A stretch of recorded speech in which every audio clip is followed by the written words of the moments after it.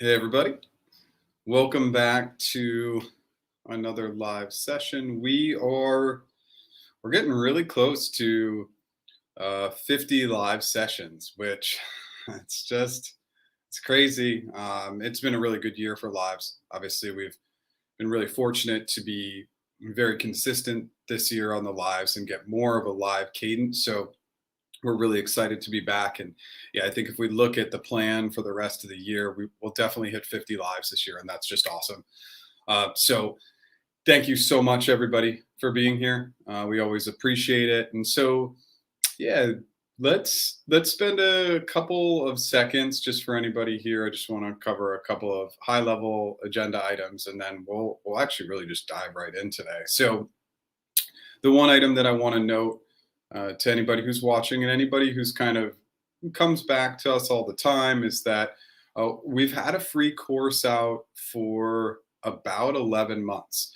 That course will go away at the end of this week, specifically on Sunday. So if you've never checked out our free course, check it out. We're going to pull it down. We're going to completely revamp it, and it will be a paid course starting probably sometime around mid-January to February 1st of next year.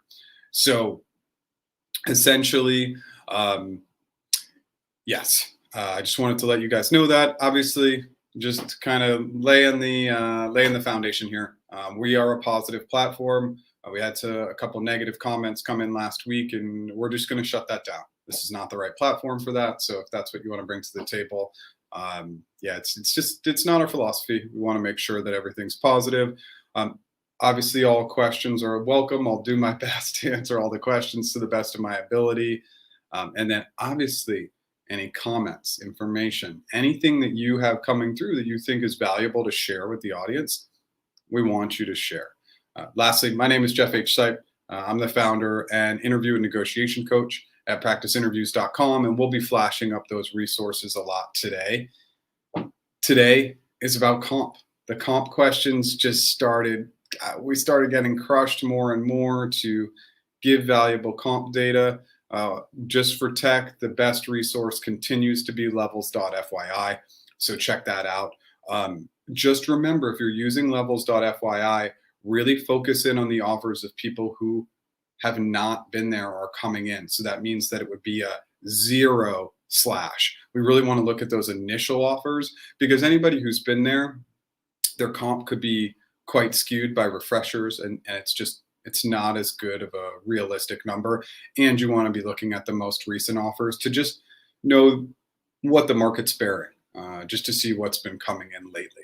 So let's dive in. Thank you so much for being here. We will get a little bit behind as always, but we'll catch up. And if you can hang out with us, trust me, we cover every single question. So if your question is on a little bit of a delay, we'll get to it. Thank you for being here. Okay. Hey, Jeff, thanks for building a great community. Absolutely. You share your experience with Google Comp in Germany. What's a good anchor for a L4, L5 senior UX researcher? What's the most equity I can aim for? So the good news about the market in Germany is that it does pay a little bit of an uptick from what we've seen with our few negotiation clients that we've had there. It's a little bit of an uptick from other markets. So in regards to total comp, I'm trying to flash back and remember if Germany is on the euro. And sorry, I was there recently and I always forget. But this is one where we could be pushing up into that kind of like 200-ish in total comp range. So that would probably put our equity, ideally at that 75 a year range. Now, again, these are all meant to be very, very big push numbers. These are numbers that we're going to really try and escalate up. But the overall market in Germany is a little bit stronger. So it pays, from what I've seen for Google, like a little bit better than maybe like the UK, for example, or some other markets as well. I hope that helps. I know that's really basic. You suggested to ask for 30 to 20% more in initial Google offer. Should I just straightforward ask for 30% more annual base and 30% equity? You're nervous about asking for so much. So definitely not on the base. We're always looking at two things when we negotiate offers, especially with any big tech company. and that's we're looking at total comp and we're looking at 4-year average. But the base bands at almost all the big tech companies are going to be pretty tight, right? So you might, if they came in, let's do something really, really simplistic. They came in at like 100K USD. That base probably isn't going to move more than like 10%. Maybe you get it up to 110. What you're really looking at is if they came in with 150K USD, let's say, in a total offer, well, you want to shoot up and ask for probably over 200K in total comp. What we want to fixate in these initial conversations is when we set the anchor high, we're really stating, here's the 4-year comp average that I'm looking for, and we give them the total comp number so that they can come back and play around with the numbers and ultimately decide, hey, what are the numbers that make the most sense? Now, if they want a breakdown, you'll go ahead and do the math and think about what you want from a base, bonus, and equity perspective, understanding that the bonus range is set and that the base salary range is going to be pretty lean. I hope that helps. You got your Google on-site interviews for SWE L5. Any last minute tips? Yeah, I mean, L5, right? You're gonna have system design, coding, and then the behavioral interview. So just every interview is important. Remember that. And the one kind of area where we get SWEs a lot, we get a little bit of system design, but we definitely get SWEs for the behavioral side of things. So just keep that really nice pulse on the behavioral questions and how to answer questions that are just non-technical, because that part is important too. But I would say continue to practice. There's a ton of platforms you can practice on the coding and system design side, but definitely make sure you're practicing with somebody on the soft skills side as well. Videos have been instrumental in your prep the last 2 months, interviewing with Google, especially the ABP interview. It's the only video out there for this role. Just signed your offer letter yesterday. Awesome. Diamond J, thank you so much for coming back. We know you've popped in here quite a few times, so we're really appreciative. One actually request I'll have from the audience is I started to massively play around with the thumbnails, including the thumbnail for the ABP interview. So I'd love to get your comments on some of the new thumbnails. Lots of time and effort. A little bit of money is going into those thumbnails. So let me know, but congrats. We love that we were able to put that video out, and it was because of people like you coming into our live streams and giving us a lot of data. Awesome. Good luck. Thanks for all your videos. Been sent an email for an account strategist position. Okay. Your recruiter offered you an L3, but you have 5 years of relevant experience in Google Ads. Am I able to be asked or evaluated for an L4 instead? How easy or difficult does this make the hiring process, and will this increase my package initially? Okay. Oh, okay. So these came back in again. Okay, so let's go back to this. It's pretty difficult to move levels. It's always something that you can ask. If you're going to move levels, the likelihood that you'd have to do additional interviews is very, very high. Usually, if the recruiter and or hiring manager feel like you've been down leveled, they can go and they can plead a case, they can appeal it. But you probably would have had to have received some form of messaging in that manner that was telling you that that was going to happen. So yeah, it's going to be difficult. Obviously, the compensation at each level grows.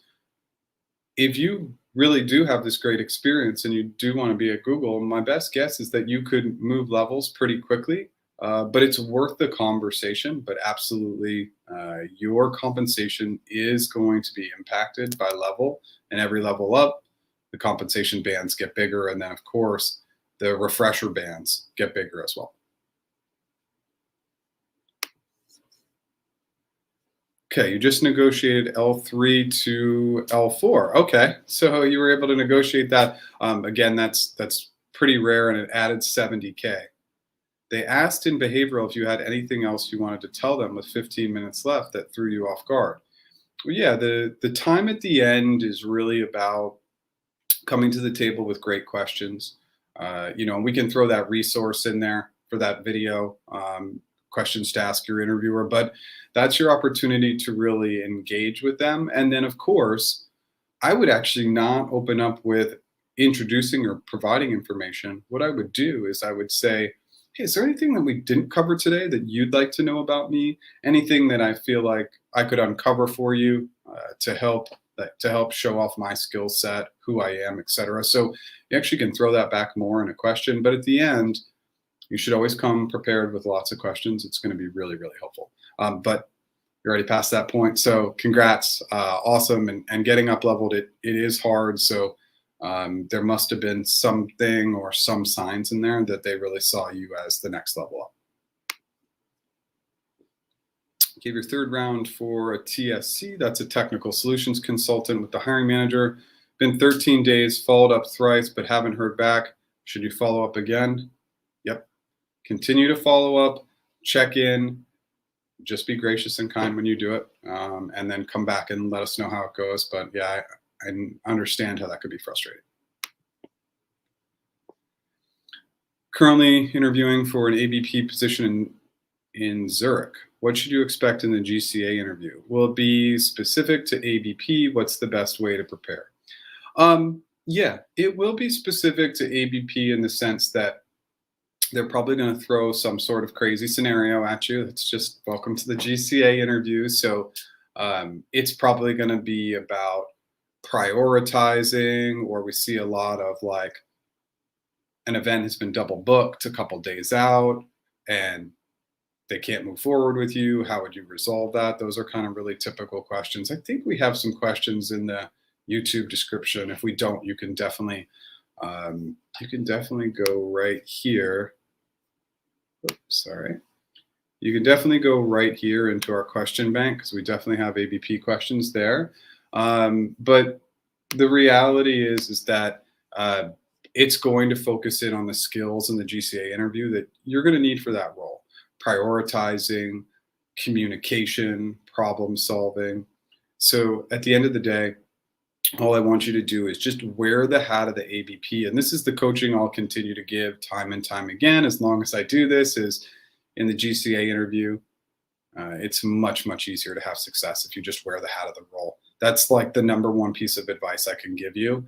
Always think from the lens of the role. And then secondarily, if you need to make assumptions to narrow your focus, do it. Sometimes in these GCA interviews, you'll get very, very specific questions. But if you need to narrow the focus, like absolutely, assumptions can be a great way to also have success in GCA interviews.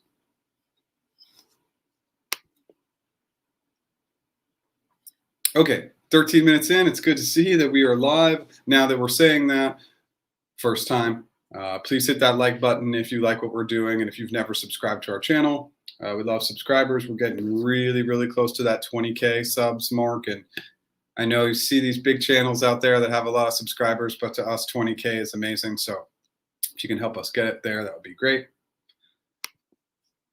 What's happening in the background of the interview with the HM went well. He mentioned there might be another round. In touch with your recruiter. Yeah, so again, just follow up and try to stay patient and be gracious and kind. We all know this process can be a little painful and take some time. Just wanted to say thank you for all the content and support. You received an offer and you will start in December. Awesome. Congrats again. We love when people come back and tell us that they got the offer, and we are so happy to be a small part of the journey. Again, I'll reiterate this time and time again. We know all the hard work that goes into interviewing, and I even reflect back to when I had the interviews as a contractor, and I just sat in my bed all weekend and practiced my answers time and time and time again. And nobody sees that work that you're doing behind the scenes, but that's the reason why you got there. Congrats. Passed your GCA. Okay, Ramon. All right. And going into the RRK and G&L tomorrow. Account manager, global sales, Russia, located in Dublin. Still not really sure what the difference between GCA and RRK questions is, especially for sales roles. Yeah, so sometimes it can be difficult to distinguish between the two because sometimes the open-ended questions in an RRK interview can feel similar to a GCA interview. They can feel like they're really challenging you, problem solving. The RRK is exactly what it sounds like. It's probably going to be a little bit closer to the role, but GCA, as you probably saw, has maybe a smaller or larger component of randomness. Just make sure that you have those great sales examples down, and that on the open-ended side, that you're always solving wearing the hat of an AM. But yeah, sometimes they can feel a little similar. Again, the GCA interview is more about the randomness one, and then the method, which the questions are set up, which is to have a lot of follow-up questions, which sometimes are all introduced in the beginning of the question, sometimes throughout, sometimes at the end. Can you talk about a few strategies for increasing GSU and sign-on? You have a competing offer from a FANG, but not very attractive. And do you have the details on international relocation for an L6? That second part of the question would need more specificity, which we're probably not going to get because it's a Slack question. But in terms of increasing the GSUs and sign-on, yeah, I mean, obviously we come in, we anchor really high there, and then we look like we're conceding when we come back down. But you always have to be playing around with the numbers to be realistic, right? So if you come in and you ask for 500 GSUs, or let's say like 500K a year, or whatever it's going to be, or 500K total, and they come back with 200K, when we renegotiate, we have to be a little bit more flexible. But just run the numbers to find that nice middle ground. You should always be tweaking and reevaluating your numbers. But from the high anchor, when they come back with that initial number, we have to concede a little bit. So if we wanted a 50K sign-on and they gave us 20, let's try and get 30. You know, if we wanted 500 in total stock value and they gave us 300, let's try and push back at 400. So finding that nice middle ground, and that's one of the criticality items that's not talked about enough with anchoring. The initial anchor is really powerful, but then we use the anchor in secondary negotiations too. And that's where it can be really beneficial to make it look like we're conceding a little bit and finding that nice middle ground. You're in the team matching now for a Google PM. Can you advise on how to evaluate potential roles and hiring managers? This is tough, right? So you want to ask probing questions, but probing questions that have a lot of positivity. Like, you don't really want to super challenge that hiring manager. So it's finding that nice balance. It's tricky because we don't really know. I mean, I think about all the teams I switched to Google, and I had these conversations with the hiring managers, and you think you know something about them, but you really won't know everything. Obviously, if you can do any digging in the background through LinkedIn or internal connections, that's always helpful. But the best thing to do is ask great questions, really try and get a pulse and feel for them. And that's really all you can do. But you should be pushing for the roles that excite you a little bit more. But just understanding that, especially at this point of year, there's going to be less team matching opportunities. So if you're not 100% sure, but you kind of like it and you forego that opportunity if they like you, there might not be another opportunity. And that's the other difficult thing in any time of year for team match, but especially at the end of the year.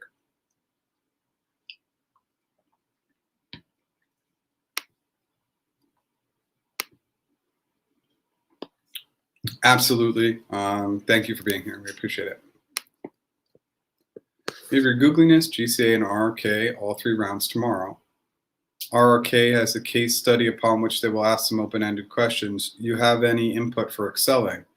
Yeah. In the case study, you have to make the case study as collaborative as possible. You just have to really read the room, and obviously you're reading the room via video, but read the room, really understand what they're giving off. Do they seem really collaborative and friendly where you can play off of them, ask them questions, get them to engage? Think more like a facilitation than a presentation. But the other thing I always, and piece of advice I always give, is just cast a wide net in regards to your audience. As much as you can find out, is your audience technical, non-technical? And I like that kind of hybrid space, because oftentimes we won't know. And we don't want to get super technical with somebody who's not technical. So find that nice middle ground, but go into enough depth where it would make sense for somebody who's on the tech side and non-tech side.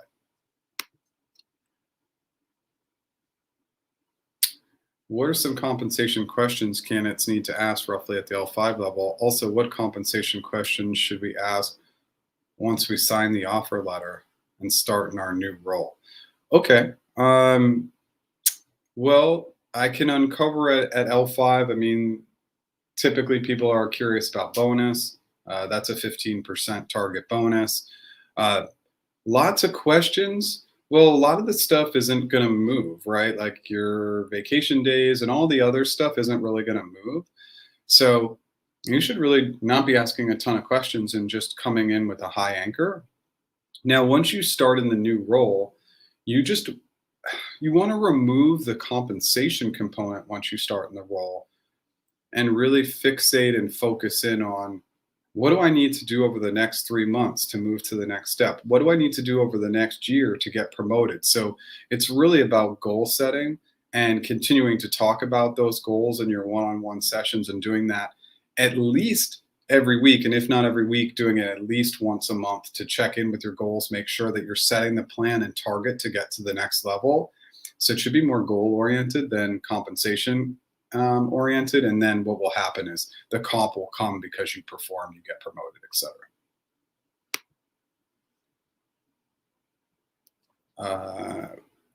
Tell me the level, but what I can tell you right now is that Zurich is by far the best paying market for tech across EMEA.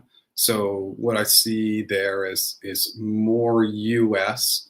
It looks more like US salaries, but it's the only real market there for tech where really it's pretty comparable to the US. But come back with level. Any tips for a mock sales pitch along with RRK, googliness, and leadership back-to-back stage tomorrow? Okay, Jake. No. Okay, so we're getting similar questions. So same feedback that I just gave. And if you have any additional questions, let me know. But kind of the same philosophy. Make it a facilitation. Really create that nice back and forth and think about a broader audience. Yeah, so everybody starts somewhere, right? This imposter syndrome thing is just kind of weird. And I think that there's just too much pressure put on getting into these bigger companies and thinking we're imposters and we don't belong.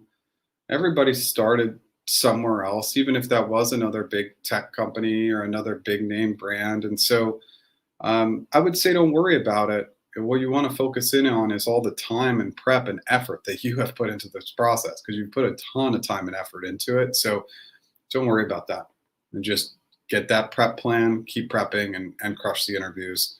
The imposter thing, no, I came from small companies beforehand. It's just about, can you do the job and can you convey that you can do the job in the interviews? What to expect in the hiring manager interview at G for a people ops role? Would it be RRK and behavioral? Yep. Yeah, I would just expect, remember the hiring manager conversations, they're a wild card a little bit, because hiring managers can go a little bit out of the pre-planned questions. They can really kind of ask whatever they want, as long as they're organized and good questions. Hiring committee will acknowledge that they were good questions, good notes, etc. So I would expect anything. And then of course, in the hiring manager interview, you want to go prepared with great questions, but nothing super challenging the first time around. Meaning you're going to ask questions like, what do you love about the company? What do you love about your role? What's the most fun thing you're working on? Where do you see me being a great fit and having fun in this role? Positive, positive, positive. But yeah, you're going to get a little bit of open-ended, a little bit of behavioral. And remember, that also is driven by personality type. If you were going to go and interview with me at Google when I was there and when I conducted interviews, mostly GCA interviews and a little bit of RRK, I leaned heavily, heavily, heavily open-ended. I rarely asked behavioral questions. Personality type. Now, they're going to have a pick and choose. Hiring managers, again, a little bit more flexibility, but just know that expect anything, be prepared for everything. And I know that that's not super helpful advice, but Just if you're prepared for anything, it will set you up for better success. All right, Derek, what is the percent reduction from total comp perspective from a tech program manager to a program manager? Great question. It's not huge, but there is a variation, right? And I think it's, from what I've seen, it's single digits, but it's high single digits, meaning like maybe 7%, 7.5%, 8%, maybe something like that. It's not like dramatically high. The base band is a little bit higher, just a little bit. And then the equity is a little bit higher as well, but it's not a huge differential. So if you went in, let's say, for example, to interview for a TPM and they downgraded to a PgM, which is not uncommon, don't worry too much about it. Now you can always re-interview for the T later on and get that T, but there is a differential, but it's not crazy. I hope that helps. Okay. Does screening from the hiring team happen after a recruiter call at G? Is an interview certain, or does the hiring team have to say on whom they want to interview post-recruiter call for a POPs role? POPs is their people operations or HR. Ultimately, there's a couple of different processes, right? Like it depends on really the seniority and expertise of the recruiter. Some hiring managers are just going to want to see every resume that you like of as the recruiter who you share with them. Others, and this is what I would do with my hiring managers, I'd say, look, you just need to trust me. We'll make sure we get this right. Maybe we'll do a couple of resume reviews, but then you have to trust me, and I'm just going to get people into the interview process that I believe are a good fit based on the data that you've given me. Don't waste your time looking at all these resumes. Let me do the work for you.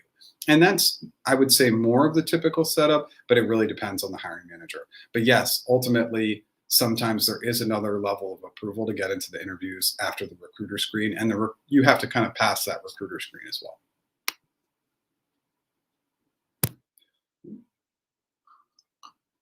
I already spilled my coffee a couple of times during these lives, so I don't want to do that again. I had an on-site for Google Quantum on Quantum November 28th. No feedback from recruiter. She's not responding to my emails. What can I do now? I'm assuming that's October 28th, and yeah, that would put us at 13 days later. We're only at a couple weeks, so I would follow up again, be gracious and kind, and then if there's any way to connect with anybody else there, I want you to take that step. Yeah, because this is getting to be 13 days is a long time to not hear back. So continue to try, and that's all you can do. Hi, Jeff. Thank you for the Google interview tips. You were notified today that you made it to the final interview. The interview would be the manager of the two interviewers I talked to earlier. Tips. Yes, so again, hiring manager interviews are total wild card, but if you've gotten sign off from those two employees on the team, you really want to focus in on like how you can be a great team member, how you like collaborating, how you like taking things off of other people's plates, how you deal with failure or conflict. So really think great teammate, great team member, great overall contributor to the organization. Yeah, it's a total wild card. They could ask you anything. Yeah, so we can put a resource in here, the etiquette on re-engaging. Obviously, if you have a recruiter relationship and they're still there, and you can just quickly pop on LinkedIn and see if they're still there. The etiquette is more information is better. So if you say, hey, I'm interested in re-engaging, I wouldn't respond to you. But if you said, I came across these two roles, gave me the link, gave me 3 bullets why you're a fit for the role, sent me an updated resume, sent me and put your phone number, your email, your availability over the next couple of weeks, I might re-engage with you. Make it as easy as possible. But the video is called Applying After Rejection, so you can go look at that now. But we'll have these videos take about 2 days to timestamp. So we usually have the timestamps up sometime on Friday afternoon. It's been a year since a Google recruiter reached out to you on LinkedIn and you passed the recruiter screen today for a senior PM role. There's no specific role that they're interviewing for. Okay. So the recruiter discussed speed dating. That happens if one makes it through the interview rounds. How should I prepare for the next 45-minute one-on-one interview and product? I would anticipate heavily open-ended questions. We do not see a lot of behavioral questions on the product side, even if you're coming in for more of, I think it was a leadership, senior product manager role, heavily open-ended, and heavily random. And especially if they don't have a specific role for you, it's the Wild West. They're going to ask you to design something. They're going to look at a little bit on your ability as a PM to do analysis and analytical work. There's a good chance that you might get an estimation question thrown in there. You might get a technical question thrown in there, but it will be random. The biggest challenge we see across the board for product managers is too much ideation and not enough organization. So stay super organized, clarify, framework, and solve. And then the secondary piece is execution. So when you get past the ideation, you actually have to execute on that design, on that strategic scenario, whatever they present to you, get to the execution phase. Lastly, you will see a ton of PM videos, and there's a lot of great resources for PM videos. Every one of those PM videos, the interviewer answers your questions. Don't expect that. They will not always answer your questions. That is not always the setup.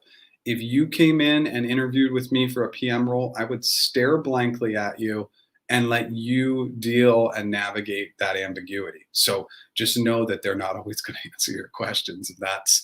I would say that's the one commentary I have on all the good PM videos out there. Don't always expect that. You have your GCA and RRK interview for platform strategy lead.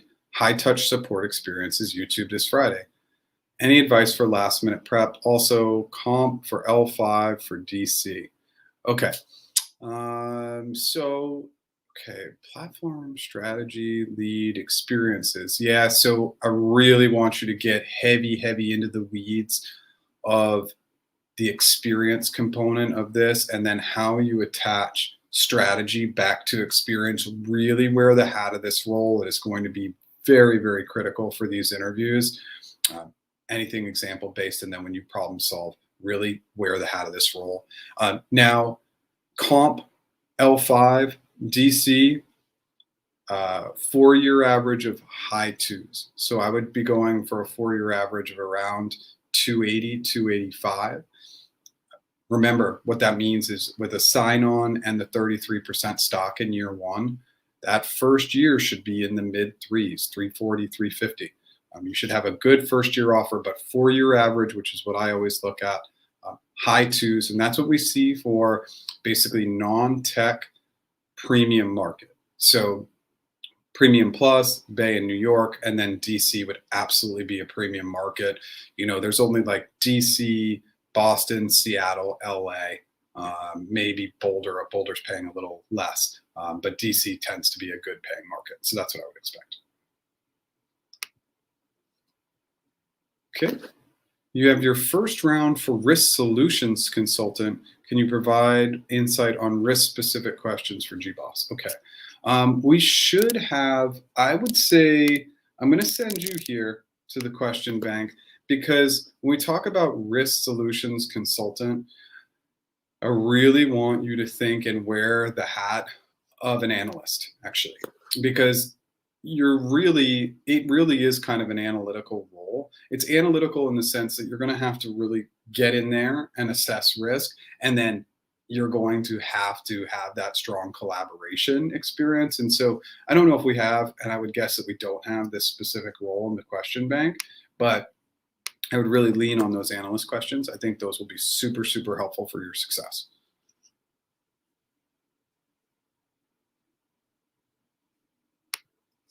Hey, Jeff, I have a competing offer and the recruiter asked me to send a copy of the offer letter. They say a copy will help negotiate a higher salary. Will the actual letter be better, or can you redact some info? Well, if you're going to share it with them, I'm not really sure what you would redact, but if you want to come back and ask that question, I mean, yeah, you'll hear from companies like, hey, you can't share this offer information. And my comment to that is, you gave me an offer letter. I can do whatever I want with it, right? And from a confidentiality standpoint, it will never get back to them that you shared it because you've signed some form of NDA when you've gone in and you've interviewed at your competing company. So I feel fine with you sharing it. Now, remember, I don't necessarily want you to share it unless you already know that that's going to be a much better offer. We don't want to share lower offers. Hope that helps. Just finished your on-site at Google for a security TPM, but none of the technical rounds tested security knowledge. You have follow-up interviews for tech judgment. Any advice on how to proceed? Yeah, so okay, so didn't test security knowledge. So in tech judgment, you'll probably get a little bit more on the security end. Remember, these interviews tend to be like slightly more generic. But if I were testing you for this role, and I used to hire for roles similar to this, I would definitely expect some more security questions in those technical judgment interviews, which technical judgment is not always super technical. It can just be an ability to problem solve with that technical security lens. But I would expect a little bit more of that in those upcoming interviews. Okay, we are about 36 minutes in, and we're about 20 minutes behind, which is very common. So anybody coming in here, we appreciate you being patient. Now that we're at this point, if you like what we're doing, please hit that like button. We are getting close to a really impressive milestone from our standpoint of 20,000 subscribers. So if you want to subscribe, we love subscribers. Thank you. Hey, Jeff, you have 10 years of technical experience and you're going in for your final loop in 2 weeks for a TPM role. What key points should you brush up on before the interview and insights on levels? 10 years of technical experience, they're probably targeting you for an L5, but we got to ask the recruiter that question. Now, key points to brush up on are really focus in on that technical judgment component, times in your career when you've had to use it, how you problem solve by using technical judgment. Again, it doesn't have to be heavy into the weeds of tech. It just needs to be domain specific. And then program management questions in terms of behavioral questions. Deadlines, like something's behind deadline, there's some form of a conflict, you have to communicate a project change, etc. Be ready for all those questions. And the cross-collaboration questions as well. You have 10 plus years of experience in one area, legal, and you want to switch to PM, hopefully.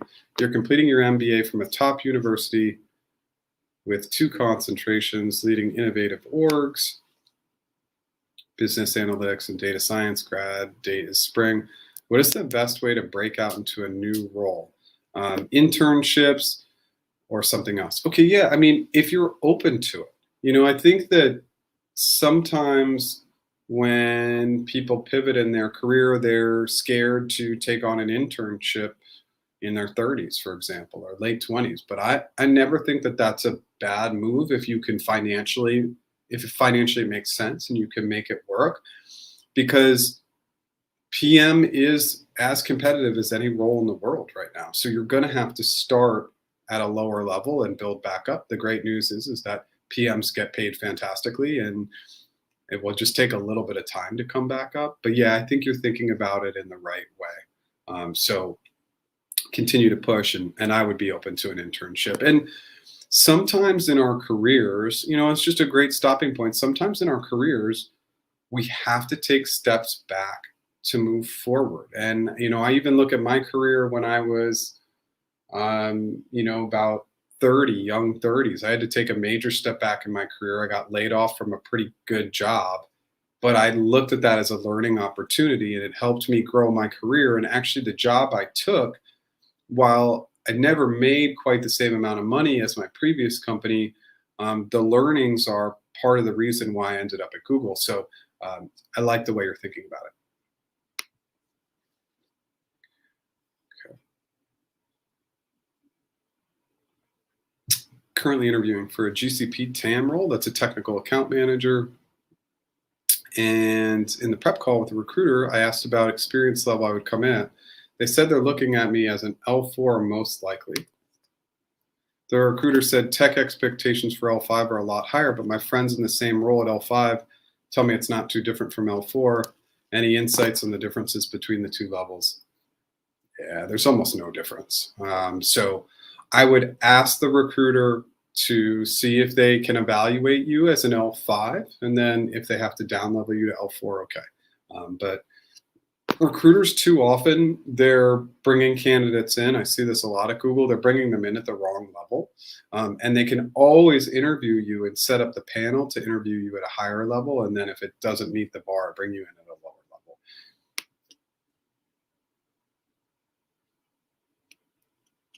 level. At Google, if I don't have an example within, say, the last 3 to 4 years, is it okay to go back further? How far is too far? It's not Amazon. Amazon typically requests in the last 2 years, and they want you to have 25 to 30 unique examples in the last 2 years. It's crazy. I can't understand why that would be the case. But at Google, you can go back much farther. Again, I always like to say I was part of like a major Salesforce implementation starting in like 2007. And that's probably as far back as I would go, but I would use that example still. So it really becomes a memory game. And I can tell you right at this point that example, and I did use this example in my GCA interview at Google. It's a lot fuzzier than it was in 2013, so I might not use it now, but you can go back as far as you want. Thanks for your advice. Does Google apply annual inflation adjustments? If not, how common is it to obtain a salary adjustment once in the role? Yearly merits are given, and the yearly merits are usually very, very good. So yeah, definitely on those yearly merits, you're seeing merits typically. Typically the merits are coming in at like sometimes 7, 8, 9%. So they can be really, really good. What is the range of equity for an L7 hire? How much should you negotiate for? Why don't you come back, Paul, and tell me, in order to give any advice on any salary, I need to know the position and the location and the level. Obviously, we've got the level here, but the position and location are going to be critical factors in how much you get paid. All your interview results for the CE role are positive. And the recruiter said, I cleared the interviews and they're going to pause the process until they finalize the headcount plans for 2022. The next steps will include finding an open role plus a hiring manager, which could only happen after January 22. What is the typical outcome? And how often should you follow up with a recruiter in this situation? So typical outcome is unknown and something that I can't control and you can't control.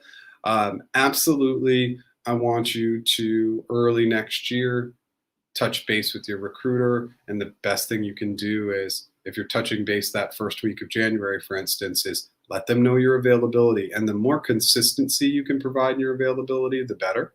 So if you're always available from 3 to 5 p.m. Pacific, because your current job, you don't have meetings during that time, that's really helpful for them to know. Typically, interviews are done between 10 a.m. and 4 p.m., whatever your time zone might be. But sometimes there's a little flexibility there, but just stay in touch. But that's all you can do. And in the interim, keep prepping and practicing. Don't just sit back because you got to be ready when the time comes. Good luck. You have an interview for a cloud technical residency. Should you expect the same level of questions as a SWE position or just basic programming? Could you set an example, please? Thank you. So yeah, for the cloud technical residency, no, I would not expect the same level of questions as a SWE position. And this is something that your recruiter should really be talking you through. But these residency programs don't tend to be quite as hands-on. This cloud residency program is super, super cool. They're really pushing it. And there is some good data online, but you need to go back to your recruiter and just ask them some of those questions if you can, but not at the same depth as a SWE interview. I wouldn't expect that. You have an on-site for a PM role next Thursday. What can I do to optimize for signing an offer letter before end of the year? Well, Frank, start by crushing the interviews, and then if you crush the interviews next Thursday, like you'll have an offer out this year. You should. I can't guarantee that, but there's really no way to optimize it. You're going to have to follow their timeline. And remember, just I don't know where you're interviewing for a PM role, but just be ready for the randomness of PM interviews. They're getting pretty random these days. How do you manage multiple offers if you're done with the interviews and waiting on Google for feedback on a hiring decision? You have an offer from Bloomberg and you're still waiting on Google. Yeah, you have to continue to push the recruiter to let them know you have a competing offer and push and push and push and do it in a really friendly and kind way. But they're moving so slow at this point. I mean, they've basically, what you need to know is that basically what I'm seeing is that they basically don't care anymore. Unless you are going after some very unique, sought after position. But if you're just going after a basic position there, they don't care. And that's unfortunate, but you need to push in a kind and friendly way. And then with Bloomberg, you set deadlines and then you push deadlines.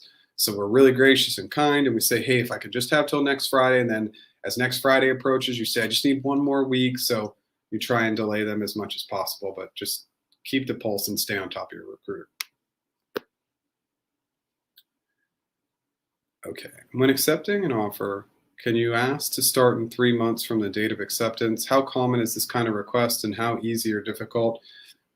Depends on the organization, the team, the hiring manager. If this was an offer with Google, I would not encourage you to do that because of how refresher grants are triggered. You want to really be understanding that with any organization. If you're going into large tech, what is the threshold where you get cut off? Because you could end up waiting 2 years to ever see a refresher. So it's something to be aware of. You don't know the level yet for the ABP and ZERK, but the recruiter mentioned that an executive ABP would be to jump to L5. Yeah, I mean, L5, like, absolutely, I would be trying to shoot for something in that, like, 200K to 250K-ish all in total comp. I mean, again, the Zurich market pays so well, whatever they come with initially, just make sure that you're really, really pushing the envelope there, because that's going to really help you. Got to negotiate these offers. But I don't know exactly for an ABP in that market, but just make sure you're pushing the envelope. At what point in the interview process is it good to start talking about level and total comp they have in mind for you? Nope, not at this point. At this point, just go through the interviews now. They're already set and done. That's not going to be impactful right now. So table all that conversation for now. Save that for later. When it comes to level, we got to be asking early and often, what's the level? What's the level? What's the level? And if they say that's confidential, honestly, you just tell them that that's BS, that they can absolutely tell you what they're thinking for a target range or target level, because they know that information. That's how they set the interview panel. So we got to push back a little bit. Again, be friendly and kind and gracious. You can't call it BS like I just did, but we got to ask for that early on. But total comp, we don't start talking about total comp until they want to present us with an offer, because then we have leverage. We are in control at that point. Before then, no need to do that. Just saw that you're live. Okay, awesome. Been prepping hard with your videos. You have your on-site loop for a program manager position tomorrow. Awesome. Wish you the best of luck. So much to consider for these program manager roles. Definitely make sure that when you're prepping today, that you're going into our question bank. Make sure that you're utilizing that. There should be some really good program manager questions in there. Good luck.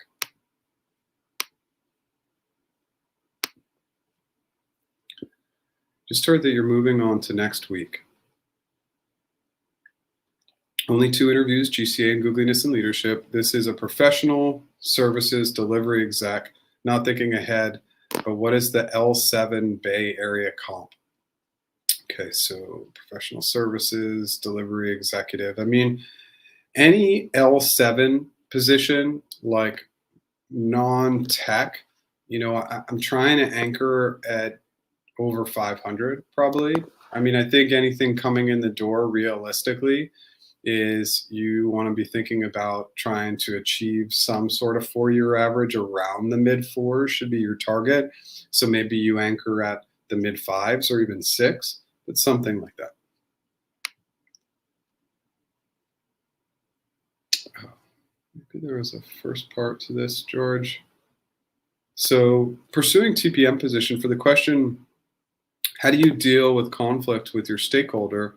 Should I use CFS? If so, what kind of framework, or just answer it straight from my experience?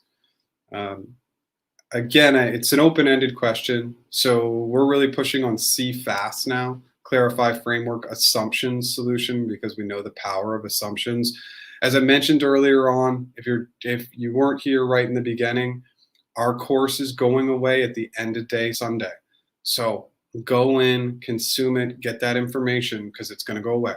We're revamping it and creating a paid course. So if you can get in there and utilize that, it's really going to help. But I would really kind of understand when we deal with conflict with a stakeholder, I really want to understand that historical data. Is this an ongoing conflict, or is this something that recently happened? Who is the stakeholder? Are they on my direct team, a collaborative team? Are they internal or external?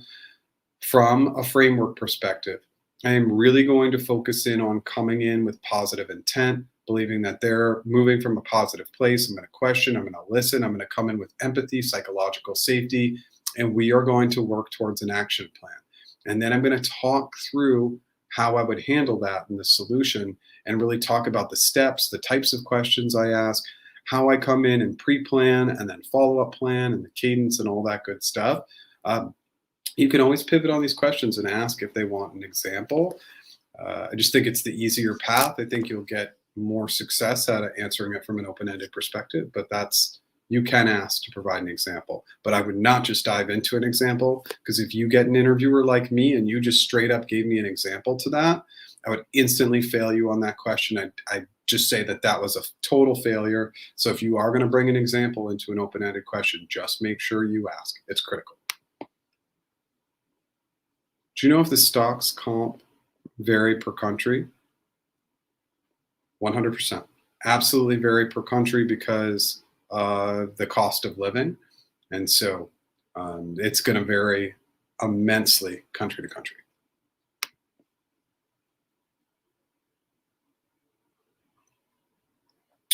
Is Singapore considered a premium market? How does SG pay compared with US? Oh, has Singapore pay compared with US salaries for a typical L5 analyst in trust and safety? Yeah, so use levels.fyi. Singapore should be pretty close. It should be on par. Obviously, we know Singapore is massively expensive. And so what I've seen from Singapore comp is that it should be relatively in line with the premium plus markets of the US. Okay, you reached your on-site with Google next week. Would really appreciate your help. Okay, if you have a specific question, please throw that specific question our way. And with everybody, any specificity with your questions really helps me lead and guide you. I get a lot of people reaching out to me on LinkedIn asking for help, and oftentimes there's no specificity, or it's just asking for my time. And honestly, I don't have time to get back to the questions that aren't very specific. I don't have time to get back to all the questions in general. I really try to do my best, but specificity will be key. So come back and please let us know your specific question. What does the role associate principal mean? Is it L3 analyst, L4 senior analyst, associate principal? Yeah, so that's weird. An associate principal is usually like an L7. So as an associate principal, an L6, you're going to have to ask, because I really don't know. I haven't really heard of that, but it should be higher level. I think maybe an L5 or an L6, I would think. Really enjoying the videos so far. Okay. Should I expect a fully remote PG position to have a significant reduction in total comp? So much of that depends on your location. They're going to do it based on cost of living. Now, we had a client come through this week, and they were in a very remote, very inexpensive location, and they ended up getting comped pretty well. So it's been random, but typically they're comping you for the market you're in, typically. You have an offer call with a recruiter in 1 hour for an L4 TAM role in Dallas. We're probably not meeting the mark on this. What should I expect or negotiate for in terms of base, RSUs, sign on, and reload? You have 6 years of experience. L4 TAM, we have seen a little bit of a lower paying for TAMs in comparison to other roles, and I can't really speak to why. So for an L4 TAM in Dallas, a 4-year average in the low twos is what I'd expect. But in terms of negotiating all those numbers, you just want to push on every single one of those numbers. And relo is not negotiable. If you need to reload and move to Dallas, they'll have a reload package for you, and you get to pick and choose. So usually in the past, it had been a point system, and I believe it's still that same way. So you get to pick housing costs, travel costs, temporary housing, all that stuff. Okay, we are 56 minutes in. So if you like what we're doing, please smash that like button. We still think that that's a hilarious way to say it. And obviously, if you like our overall content, please subscribe. Got approached by Microsoft. They're still interested in me. I sent my resume 3 months ago, but I'm not ready for the technical interview. I haven't practiced in months. What should I do? You think I can have an opportunity on the future? Have that conversation with the recruiter. I sincerely appreciate you reaching out. I've been super busy at work, and I want to make sure that I'm prepared. I'd probably need 2 to 3 weeks to do that. Is that still viable? Am I giving up a huge opportunity if I push this interview out to, say, a few weeks from now or to next year? Find out if you're giving up the opportunity. That recruiter should be able to tell you, hey, the headcount's going away at the end of the year. Then you should go interview, and you should take some time off. You should have terrible weekends, etc. If you find out that you can push, great, but ask that question to the recruiter.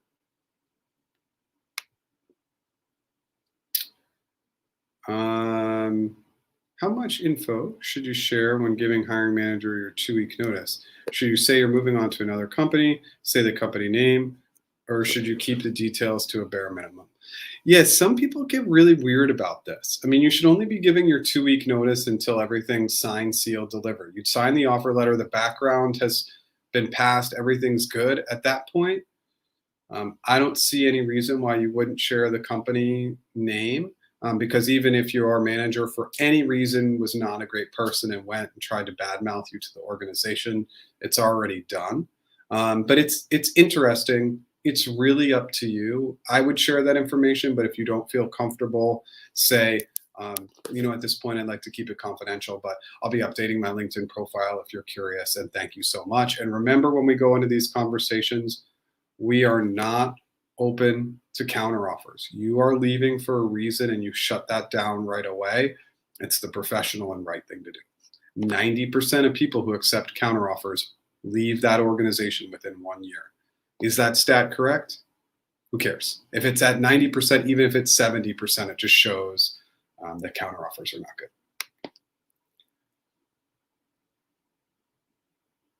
Okay, great. So we're hitting this pulse. Onsite is scheduled for a TPM leadership role. Is it a good idea or okay to push? Let's just check in with our recruiter.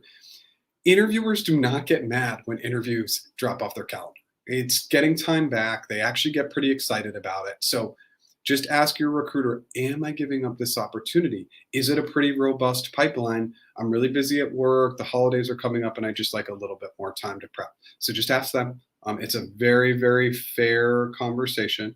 So go for it. That's me. How you doing? Okay.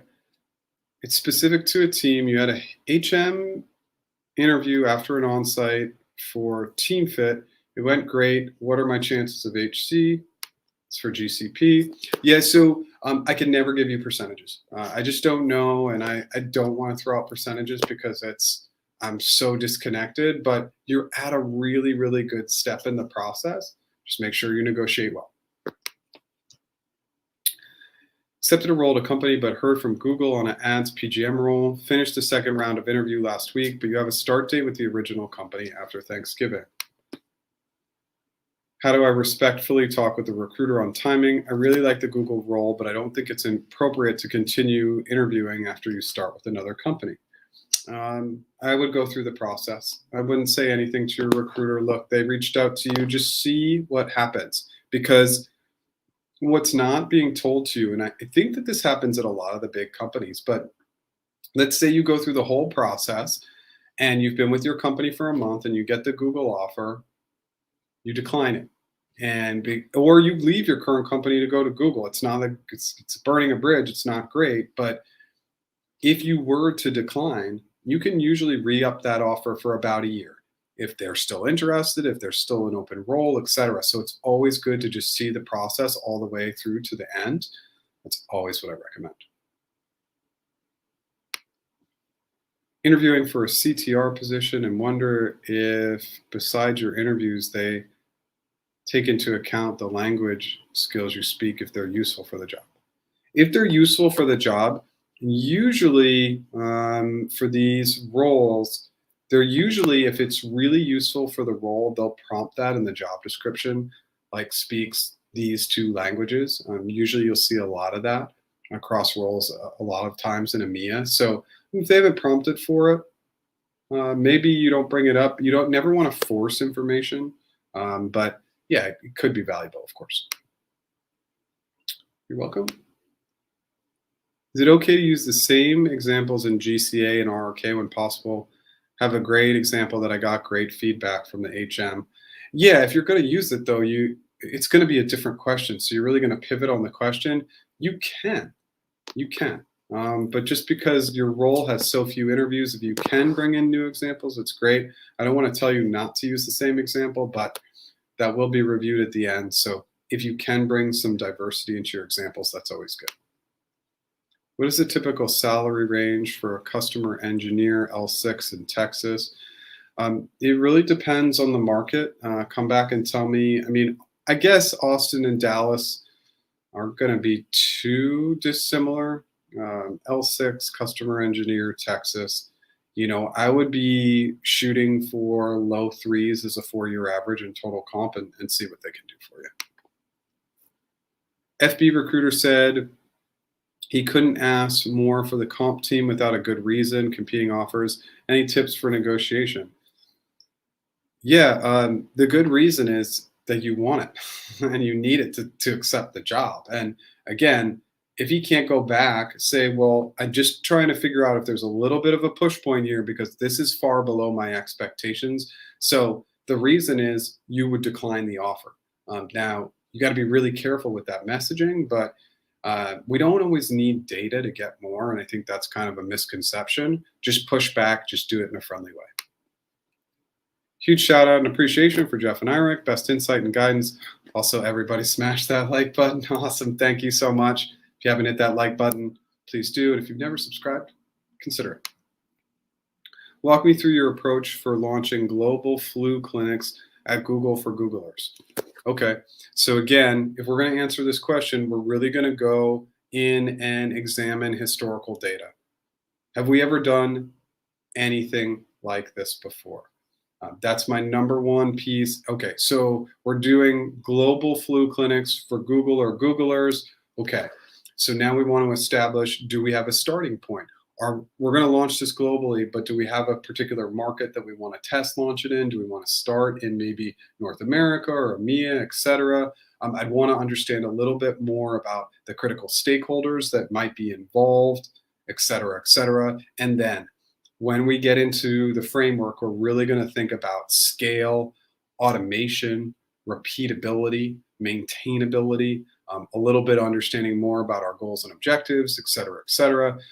And then when we get into the solution, we probably really want to roll this in a test market too, to just get some good learnings, get some good data. So we might bring data back in because this is something that they do actually. They do basically have at least people are able to get the flu shots. Clinics is a little bit different, but I would really rely on data and come up with a test plan That's part of the way that I would handle this answer. And then in the solution, I might think a little bit more about what the role needs and bring in some of those role-specific items as well. The recruiter said you cleared the CE interviews positively. Now the recruiter said they're going to pause until they finalize headcount plans for 2022. The next steps include finding an open role plus a hiring manager. Might happen only after January 22. What is the typical outcome for these types of situations? Yeah, headcount is going to move slow. You just got to be patient. It's not going to move that quickly. January 2022, I wouldn't expect that. Keep a good pulse and good relationship with the recruiter. Don't pester them. And then when we do reach out in January, we're always reaching out proactively with our availability and noting that we're still interested. 18 years of total tech experience, and you're undergoing Google this RRK and GCA rounds, all 3 rounds tomorrow. What should be your comp level? Like 18 years of experience can be a lot of different levels. You could come in as an L5, or you could come in at a director level with 18 years of experience. Do you have any indication of level whatsoever? Have they told you? It's not really based on years of experience. It is a little bit, but it's more triggered into the role and how they set up the process for you. Is it a good sign if Google schedules 3 interviews in a row with really short notice today or tomorrow? And if they like me, will they have me hold on until they finish with all the other candidates? If they're pushing the interviews through quickly, then maybe, yeah, they want to give you a chance. It just depends on the role. They don't do a ton of stack ranking, meaning waiting on other candidates, but sometimes they do. It's very role specific. If you accepted an intern offer at another tech company, but now have an intern offer at a FANG, what are your thoughts about rescinding the accepted offer? Yeah, I mean, with all these cases, when we do this, we're going to burn a bridge. Okay. Is it worth burning a bridge for a FANG company? Probably. It's not ideal. You want to try and find a friend who might be able to step in for you. You want to let them know as soon as possible, etc. But sometimes this just happens and we get in these scenarios. And honestly, these companies will do what's best for them in the long run. So you always need to be looking out for yourself, but you just need to be really respectful in the way you do it. Interviewed for a data role in GCP, but the recruiter informed me they had a better candidate and you would not be going ahead with your application, but I got good feedback in the interviews. Okay. Today, the recruiter reached out for another role in a sister team. You have to do one more GCA interview with them. Regarding hiring committee, the recruiter told me it depends on feedback. The HM and team has a bigger say, and it may not go to HC directly. They may decide. Does this happen often? Yeah. So for some roles, we're seeing that HC is no longer there. So it's possible that they could be making the decision. It's really hard. I've poked a lot at Google, but most of my friends are all in groups where there is HC. So yeah, just all you can do is not try and control that situation and control how you do in the interviews. Good luck.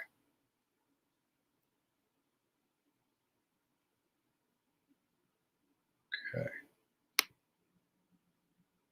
Thank you for all your bids. You got an offer that you negotiated from 124, 15, 80 GSUs to 140, 15%, 166 GSUs as the L4 solutions consultant. Your site had great practice questions. Awesome. So let's look at these numbers. Thank you so much, Isaac, for being and presenting such clarity into your offer. So look, the base moved up 16K. That's really, really good at this level. But let's look at the GSUs. They more than doubled. And that's what I can tell anybody coming in is that these initial GSU numbers are super low. Negotiate them. We're seeing, especially at L4, doubling. Oftentimes at L5, we're seeing a tripling of the initial stock grant. So you got to go in and you got to battle for that. Okay. In a nice, friendly way, set that anchor high. Isaac, thank you so much for sharing. We appreciate it. Any specific questions you should prepare for your GCA and Googliness? Having 3 virtual rounds in one day has anything positive indication that they might like my profile? Okay, so GCA, just remember to wear the hat of the role when answering questions. Googliness is negative, conflict, unethical, big challenge, positive, mentorship, inclusivity, all these things. Think about both sides of the coin. That interview tends to lean more behavioral. GCA interview, 2 open-ended questions and maybe 1 behavioral question. But again, that can be a little bit of a wild card as well. When we lived in a normal world, pre-COVID, we always did all of our on-site interviews back to back. So I do not believe that this is an indication at all. It just means that they found 3 interviewers who could interview you back to back virtually. But this is, I think I've seen some complaints too about the back to backs, but hey, that's the world we live in, right? Like that, this is pre-COVID, we always had to do things back to back. So just something to keep in mind. Yep, Stella, ask the recruiter. They might not be super forthcoming, and a lot of positions could be like hybrid, like they're targeting an L4, L5, L6, L7, L5, L6. So just ask.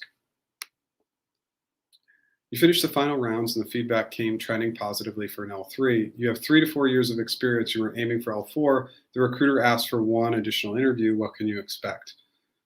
Crush that interview. That interview could determine whether you move up to the next level. We don't know, but you got to crush that interview. That's all that matters. Interviewing for a PM role at G, 7 years of experience, 3 as a PM, technical engagement masters from a top university. Could you expect L4, L5? It's dependent on interview performance. I would expect, we don't know, L4. Yeah, it could be L4 or L5. If you crush the interviews, maybe they'll knock it up to a 5. You're right on the line there. I don't remember concrete data examples of customers' Google Ads success and have not been working with actual Google Ads accounts for 3 years and customers for 6 months. What can you do?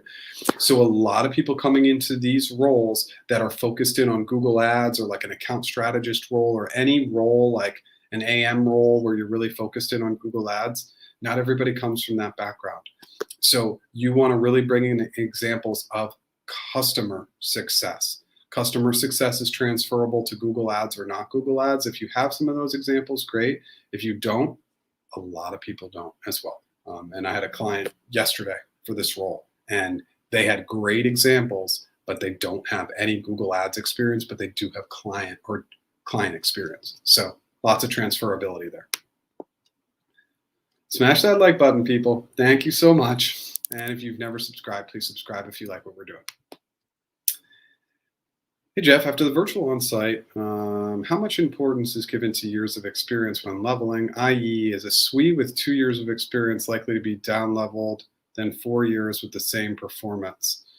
So we're getting a ton of leveling questions today, which is interesting. Years of experience is important when leveling. So is interview performance. They take into account everything. Crush the interviews, and that gives you the best opportunity to get in at that higher level. All right, love thumbs ups. Okay, so G Cloud Consultant. You heard from the recruiter last week, need some time, but follow-up GCA overall process is positive. Waiting on headcount allocation. Okay. Usually how long headcount allocation and approval takes in November so that I can follow up with the recruiter accordingly, so they don't feel like they're being chased for more than 9 days. Yeah, this is going to get tricky now. We're at the 10th of November. Some headcount stuff's going to get super funky. Okay, so you just got to stick with it. You have to ask your recruiter, what's the cadence? Should I check in every week, every 2 weeks, every month? But it may not happen this year. Again, I don't have a pulse on that, but just know that things can really, really slow down right now. Yes. So you don't need to email us the details, Manny. You can just go to practiceinterviews.com and check out our services. But we do offer like an applying to jobs, like getting in front of things. That's absolutely something that we do. Can you explain how refreshers work? Refreshers are 4-year grants. Typically, let's cast a wide net, not just Google, but for most of these companies like Facebook, Apple, Google, the way refreshers work. Refreshers are typically a part of that bonus cycle. The actual cash bonus and refresher bonus might not hit at the same time, but it's also very similar to your initial vest. It's a 4-year vest. What that means is your refresher grant, let's pick an easy number. Let's say your refresher grant is 100K. It means you're going to get 25K over 4 years and whatever the vesting schedule is, monthly, quarterly, yearly. The amount of refreshers, usually within these organizations, there's a ton of manager discretion. So for a given role, they have a band of 100K to 200K for refreshers. So the manager discretion is going to come in. Part of that's going to be based on performance. The long story is refresher grants vary greatly, but when you get into these organizations, once you have refresher grants rolling on top of grants, because remember, they're 4-year grants. So you'll have your initial vest, then you'll have a refresher grant on top of a refresher grant on top of a refresher grant. By year 4, you should be making very, very good money. And then the goal is that you get promoted, that you've made enough cash increases to stay flat or keep going up. And I can be candid, my refresher grants weren't good enough to keep me up. So 2017 was my peak year, and 2018, I took a hit because my refresher grants hadn't kept me up. And I was gone in February of 2018 because it didn't make sense for me to stay. Now, I could have been interviewing other places to leverage that 2017 salary to move on somewhere else. But at that point, I just wanted to do something different. But refresher grants, ultimately, they should keep you up, but they don't always. But they're typically 4-year vests, 25% per year, and the ranges vary greatly, but they're based on performance.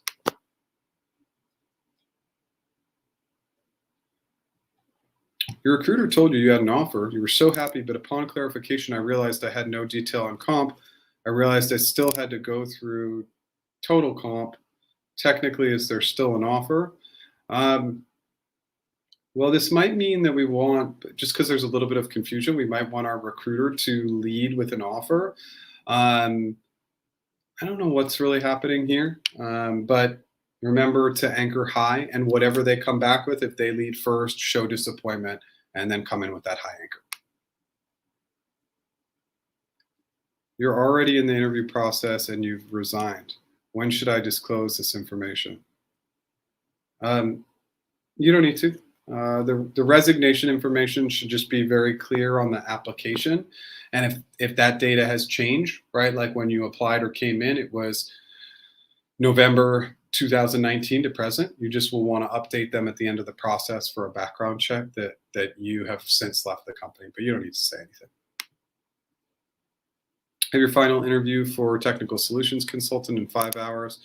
Do you have any last minute advice for me? If it's in 5 hours, I want you to spend the next 4 hours prepping, and then I want you to take a break for 1 full hour, meditation music, relax, go for a walk outside, really clear your mind. Just make sure you're getting your examples down, you're thinking through your clarifying questions and frameworks, and that you've built a pretty good cheat sheet for yourself. Shed light on if an L5 managerial position, if you go in as an IC while shifting to managerial ladder be possible. Is it considered a promo? No, sometimes you're just given like more of a leadership title within a level. They actually, one of the things that's weird is they actually got rid of the ladders, at least at Google they did. I know that's kind of weird. I don't know exactly what it looks like, but this was information that was given to me. But oftentimes you're not like really making a shift. You're just given that leadership responsibility. It doesn't really come with anything at the moment typically, but it can be impactful in terms of like how big your merit is, refreshers are, et cetera. You gave your G on site a month ago, sent me a TM form 2 weeks ago. This week she asked for my availability for the rest of the week. I think I made it to HC because no reject in 1 week. Are HC decisions given ASAP and rejections delayed as much as possible because the recruiter won't be as enthusiastic? Yeah, so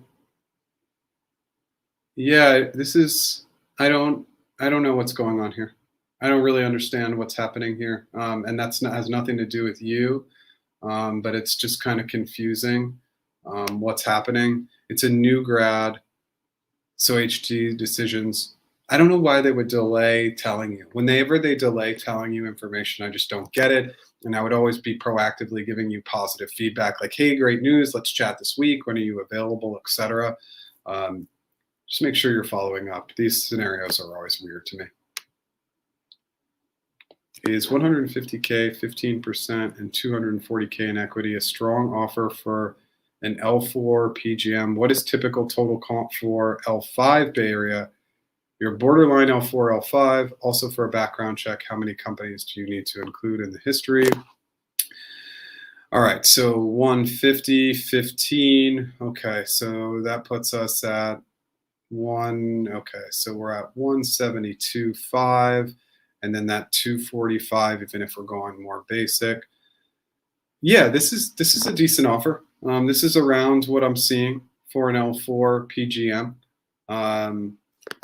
Companies in the background check, I don't know, whatever you have on your resume, you should have in there. Remember, they can't do anything at this point, right? Like, the only thing that HireRight does as a company is they just validate dates. They can't validate whether you were terminated, liked, hated, any of that.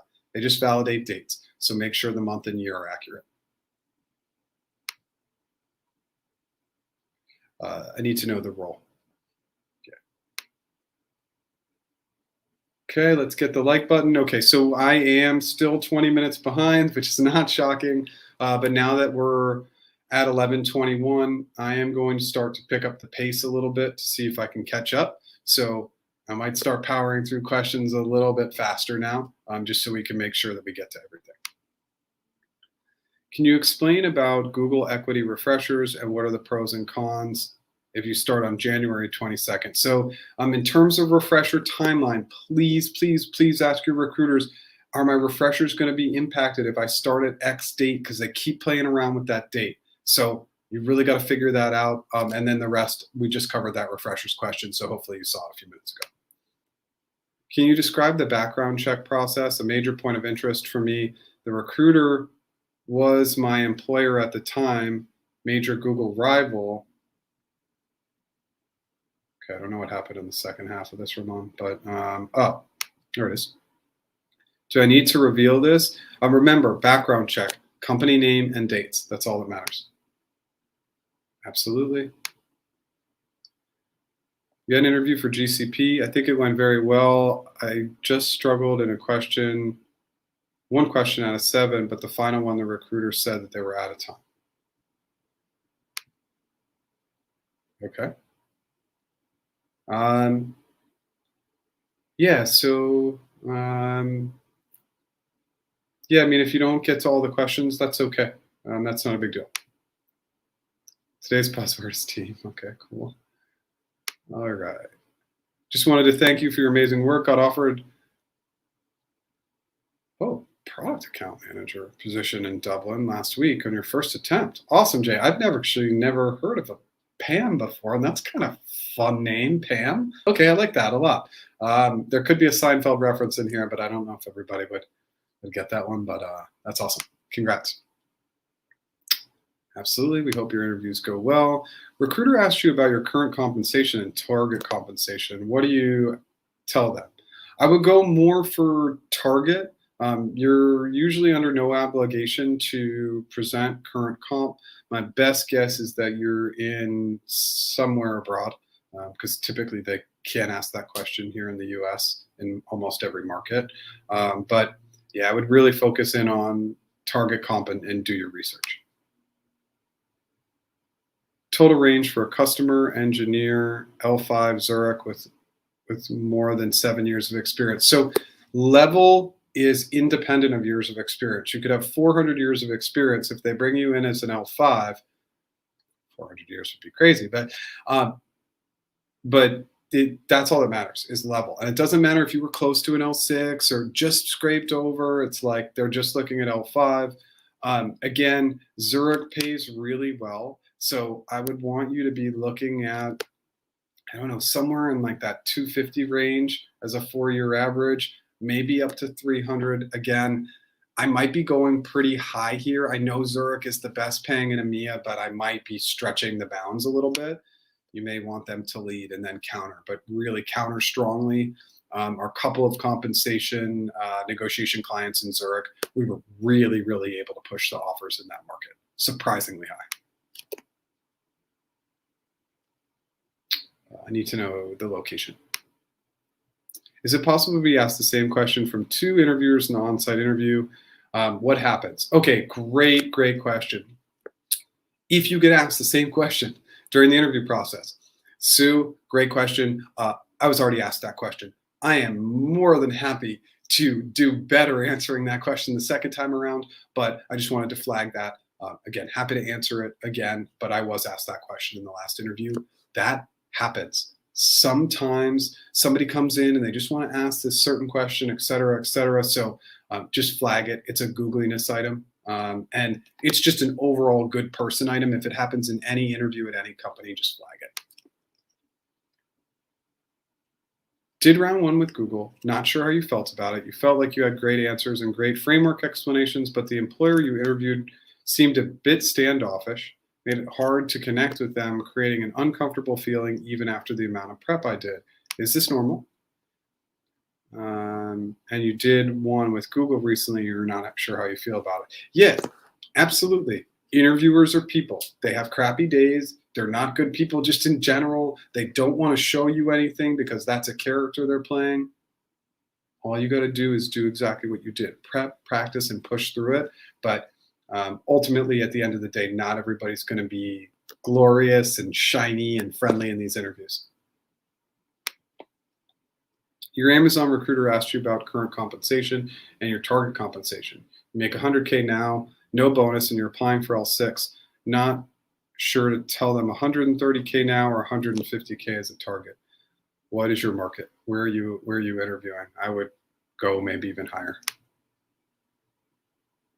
You did one round with Google recently. Okay. You felt like you had a great framework and star. However, it felt difficult to connect with the interviewers.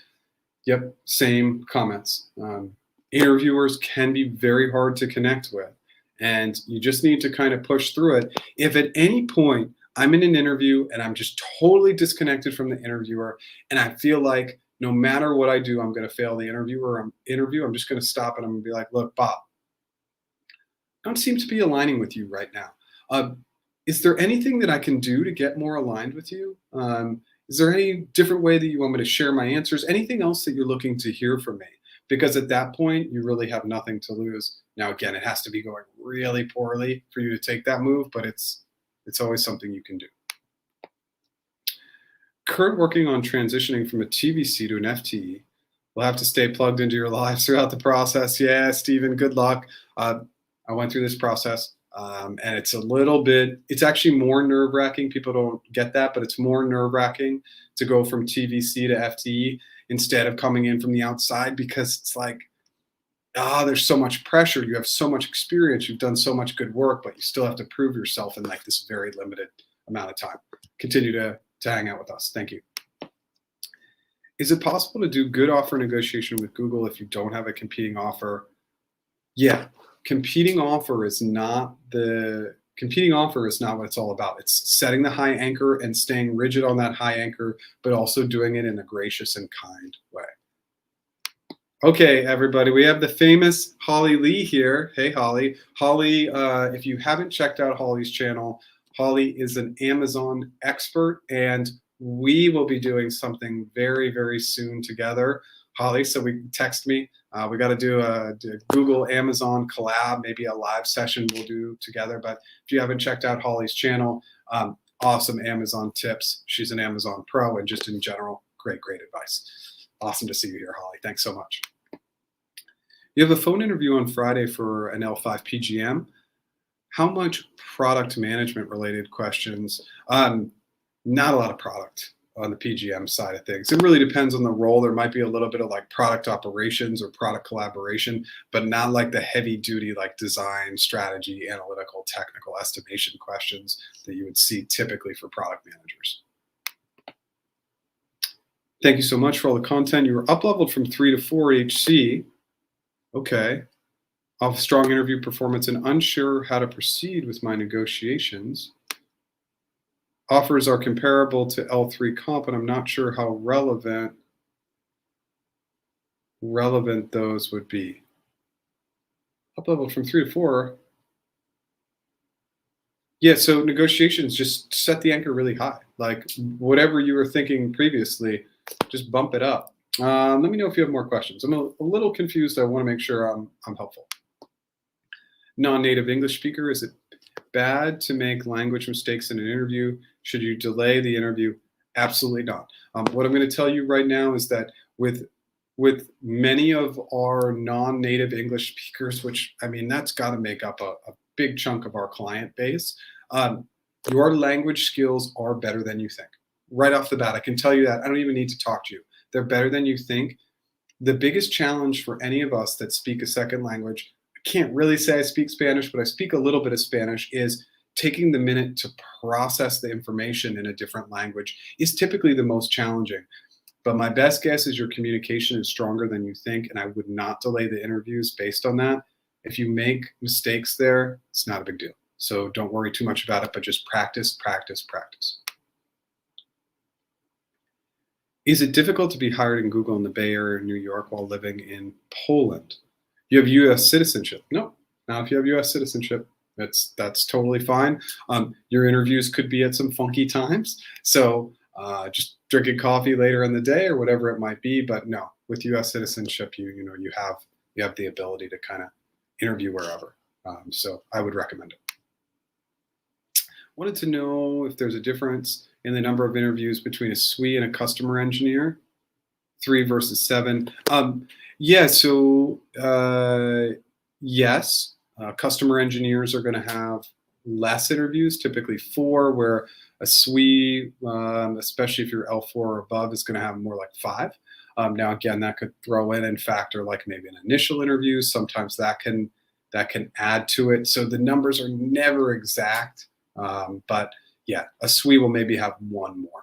I would say 1, maybe 2 more.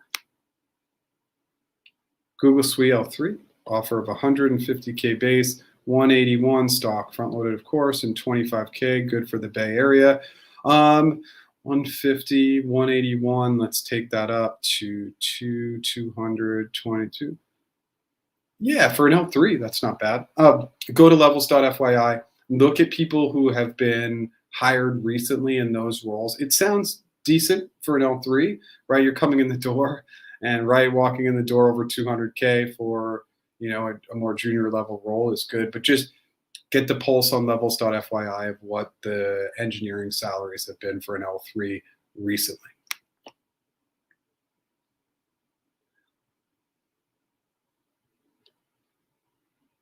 Okay. You're looking for an L7 senior manager range in SRE organization. And did we have the location? I can't remember. Just as we get into these, my memory gets poor. Let me see if I can I'll quickly scroll back.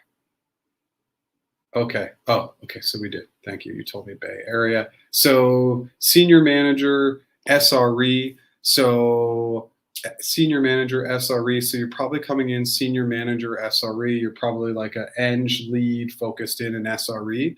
I mean, yeah, I'd be shooting pretty high here for an eng lead, 600K, 700K. Like you should definitely be shooting up there. Definitely check levels.fyi. It could be even more than that. But yeah, typically those roles are going to pay really, really well. You were interviewed for a GCP specialist role and you completed 3 interviews according to the recruiter. All the interviews had positive feedback. After the last interview with the hiring manager, the HR contacted me in the same day and asked for total comp, passport photo, relocation, and a few other details. What is the chances of passing HC? Can't tell you. I never know the percentages, chances that you're going to pass an interview, pass HC, but it sounds like with the quick response time, you did pretty well.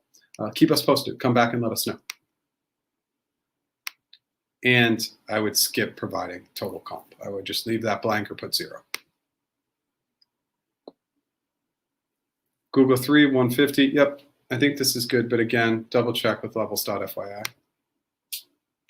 Interviewing for strategy and ops role, Google US. My recruiter told me first interview would be a combination of GCA, RRK, leadership and Googliness, all 4 with the hiring manager. Yeah, is this common for ops role? Yeah, so what they mean by this is that just hiring managers, they're just going to throw a ton at you. They're a total wild card, and that's why they say all of the above, because they can really go in any direction. Are you really going to get true GCA questions? Probably not. It'll probably be a little bit more just heavy duty problem solving, but they like to give this data because it casts a very, very wide net.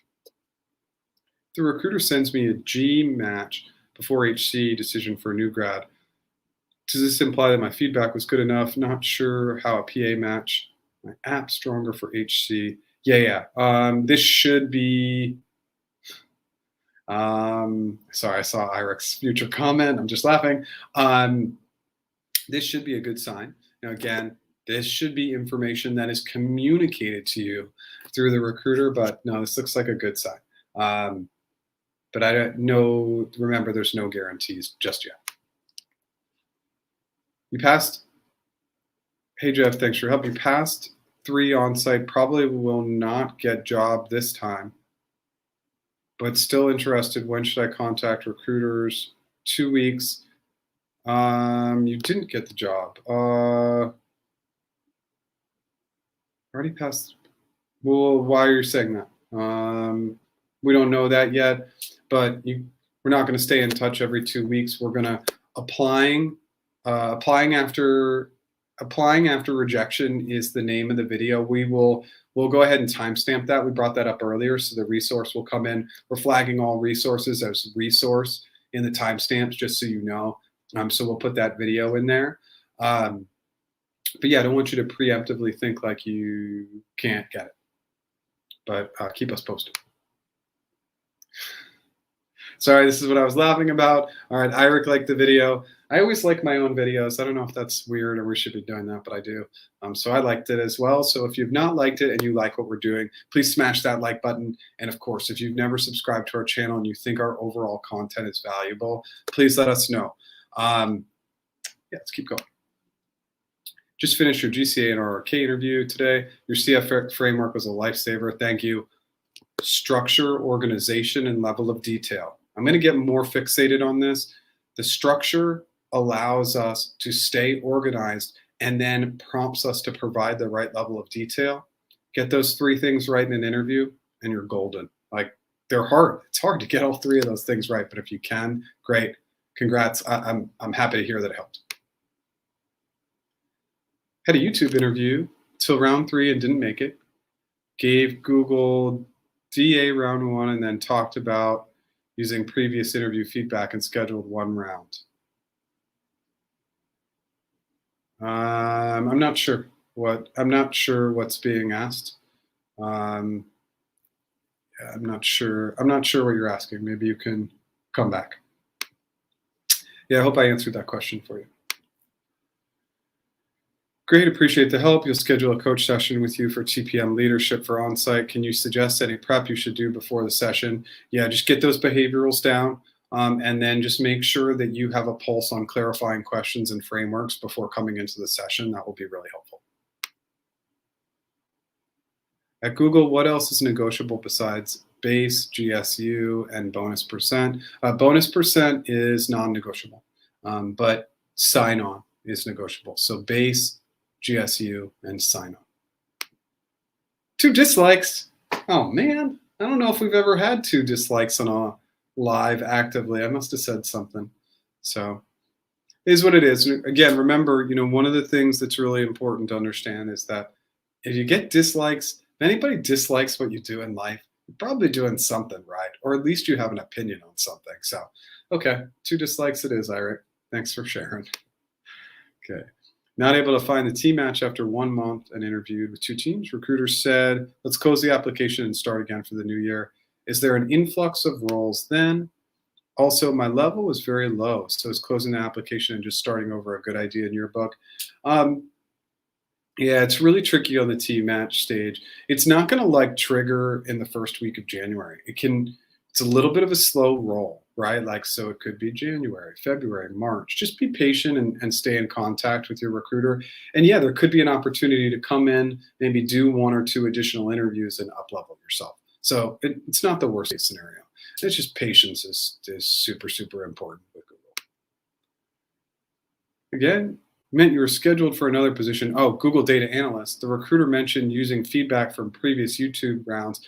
Wanted to check if that's positive. Yes, we don't want to redo every interview. If we crush that Googliness and leadership interview, we shouldn't have to redo it. If we crush the GCA, we shouldn't have to redo it. But RRK, we might need to redo, or there might need to be something else that's redone. But yeah, that's a positive if they can use that data. Since it's been a month since my GNU grad onsite without any formal HG decision, you've become anxious and can't do any schoolwork because of the stress. Okay, you really need to reach out to them and just tell them that like this is stressful, because sometimes they forget. So just reach out and say, hey, I'm a little stressed out. Can I get any insight or data that's going to help me move forward? But don't let it overwhelm you, right? This is a new grad on site. You're going to have plenty of opportunities to interview, and you got to focus in on the current work. But yeah, you should be having some end result at least. You have 4 years of experience as an analytics associate. Your recruiter told me that they're hiring me as an L5, L6. I feel like I'm not qualified to make it. Let them up level you and then bring you down. But I was surprised to hear L5 or L6. It sounds more like an L4. But if they're going to bring you in at a higher level, I have a current client right now, and we really believe T should be a 4, came in as a 5, and got a killer offer. So it happens. Thank you, Jeff. Any additional tips for preparing for the strategy and ops first interview? Yeah, just you got to be ready to expect anything. But remember, you got to look at both sides of the coin. Strategy and operations are different. So strategy is about really being creative. And, you know, the operational side is more of that, like looking at data, timeline, budget, sometimes the more boring stuff. So be able to balance the two. Approaching the holidays, do you think there'll be a significantly higher time delay when negotiating or getting round feedback? Yeah, I mean, it will close out at a certain point because of hiring committee. So the way the year is playing out, you know, hiring committee will meet into that second week of December, but after that, it will not happen until next year. Thanks for all your guidance. Just want to know for Boulder, Colorado, GCP program manager, what is the salary range for L4, L5? 230, 4-year average, total comp L4, 280, 4-year average, total comp year 5, 4-year average, which means the first year should be pretty strong. When is it better to take an on-site interview? Middle of December or January? Whenever it comes your way. Just be prepared. Thanks for your words of encouragement, Jeff. You hope to get the new grad offer. Even if not, be sure to work on your weaknesses. Good. Yeah, like you're in a good place. If you're interviewing for Google as a new grad opportunity, clearly you've done some really good things right. You know, I mean, I think I made it pretty clear, but I mean, I started at Google when I was 35 years old. And my career, I had worked at some cool companies and done a few cool things, but to be where you're at now is you're already way ahead of the game, but you still want to figure out what the result was. Good luck. How often should you stay with their contact recruiter after not finding a team? Check in with them and ask them, how often can I touch base with you? Usually about once a month is good. And then you're giving them availability, any updates, etc. Okay, we've hit a great, couple more questions. I'm going to just come through a couple more questions and then I got to bounce off. Google, you asked twice the recruiter to push for a signing bonus, but she confirms that the comp team won't budge. Other comp looks fine. Nope, if they won't budge, they won't budge. But we get sign-ons for every single one of our negotiation clients. So occasionally we hear this, but we always end up getting it. So at this point, you might just need to stop pushing. L6 TPM London comp range. 1 4-year average, 150 to 175. It's not great, just based on the cost of living in London. But yeah, I would be shooting for that 150 to 175 in pounds as your 4-year average, something like that. But I've been coming in like in the UK, like my L5s are coming in like the 125 range, something like that. So I would push a little higher. And obviously you want to set the anchor high. You're coming as an L6. Thanks for the great stuff. Continuing with your previous question, any chance of getting headcount allocations from another country for the same role? That's trickier. That's trickier. Yeah, there's a lot of different issues that go. It's not always quite that seamless. What's the average length of time for an HC decision for this year for a SWE role? They've been backed up in HC all year. It should be fast, but I can't actually tell you. Just keep pushing and checking in. Do they ask for your current salary slips, and does it matter? I would not share current salary with them unless you're in a market where you can share and that current salary is really going to drive up whatever offer they're giving you. But I would back off of that as much as you can. Thoughts for comp rates in L3, L4 in Dublin? Yeah, it's going to be under 100K euro per year. Yeah, our L5s in Dublin are getting, in that 110 to 120 range. And those are good offers. So it's going to be below 100. Finished Google new grad SWE on site. The interviews went well with a referral and recommendation. How likely? Can't answer that question. Sorry. I have no idea.